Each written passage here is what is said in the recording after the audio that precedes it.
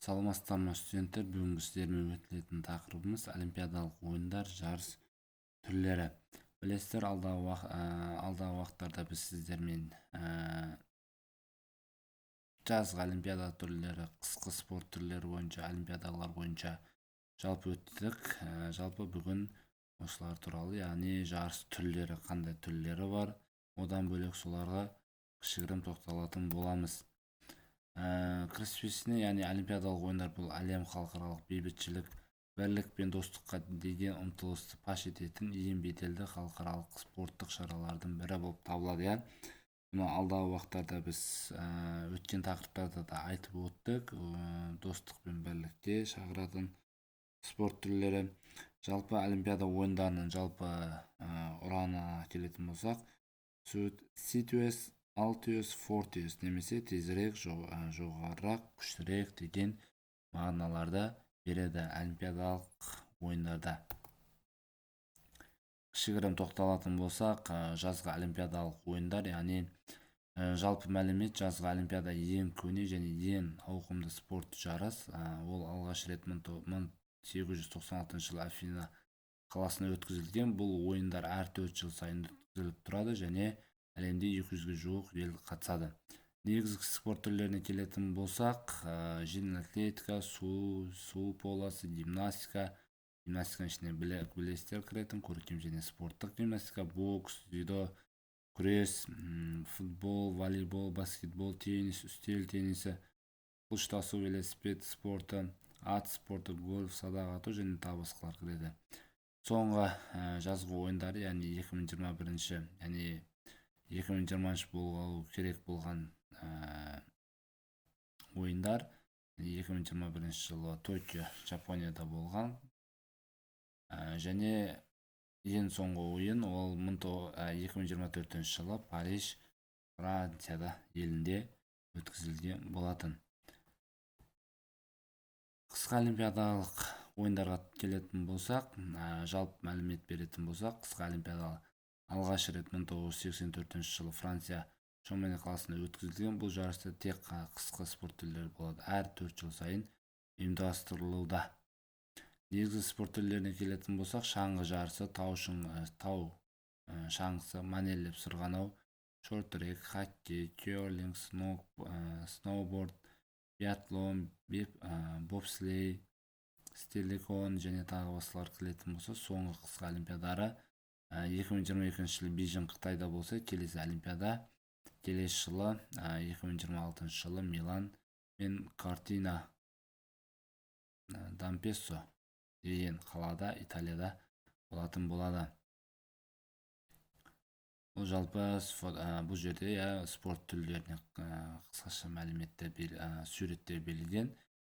Хоккей, шорт-трек, биатлон, немесе конькимен жүру деген сияқты спорт түрлері көрсетілген.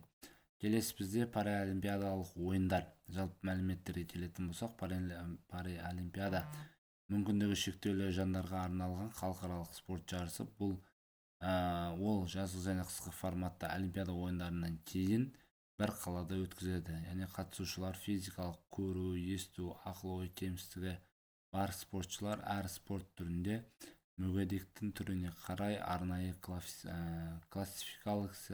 классификациядан бар. Негізгі спорт түрлеріне келетін болсақ, арбадағы баскетбол, волейбол, пара жеңіл атлетика, пара жүзу, пауэрлифтинг, пара велоспорт, голбол, арбадағы теннис, қысқы пара шаңғы, пара сноуборд, пара биатлон және тағы басқалары кіріп отырылған. Яғни әр жыл, мысалы соңғы ойындарына келетін болсақ, мысалы 2022 қысқы олимпиадаларында болды, 2024 жылы Париж елінде жарыстарға өткізіліп тұрған. Жастар одан кейінгі түрлерінің бірі бұл жастар арасындағы олимпиада ойындары. Жалпы мәлімет беретін болсақ, жастар олимпиадасы бұл 14 пен 18 жас аралығындағы жас спортшылар үшін ұйымдастырылатын халықаралық жарыс. Бұл ойындар 2007 жылғы жылы халықаралық олимпиада комитеті тарапынан бекітілді. Формат жазғы және қысқы форматта өткізіледі. Мақсаты жастарға спорттық баулу, олимпиадалық құндылықтарды ерте сіңіру. Жазғы негізгі спорт түрлеріне келетін болсақ, жазғы бұл жеңіл атлетика, жүзу, футбол, гимнастика және тағы басқалары келетін болсақ, қысқы шорт-трек, мәнерлеп сырғанау, сноуборд, шаңғы тағы басқалары кіреді. Бүгінгі тақырыпты қорытындылай келе, олимпиадалық ойындар бұл бүкіл әлем халықаралық бірліктің бейбітшілік, әділдік пен адамзат бірлігін дәріптейтін ең ірі спорт шара. Олар қоғамдағы теңдік, төзімділік және мақсатқа ұмтылу құндылықтарын кеңінен насихаттайды. Сондықтан олимпиада ойындары бүгінгі және болашақ ұрпақ үшін зор маңызға ғаламдық оқиға болып есептелінеді. Жалпы түрлері осы. Жазғы олимпиада түрлері, қысқы олимпиадалық ойындар түрлері, паралимпиада, олимпиадалық ойын түрлері және жастар арасындағы өткізілетін әлем біріншіліктері өткізіліп тұрады. Жалпы қай спорт түрі болмасын, мысалы осы жастар арасындағы олимпиадалық жеңу керек, яғни жеңген сайын өзінің мотивациясы, өзінің рухы көтеріліп отырады.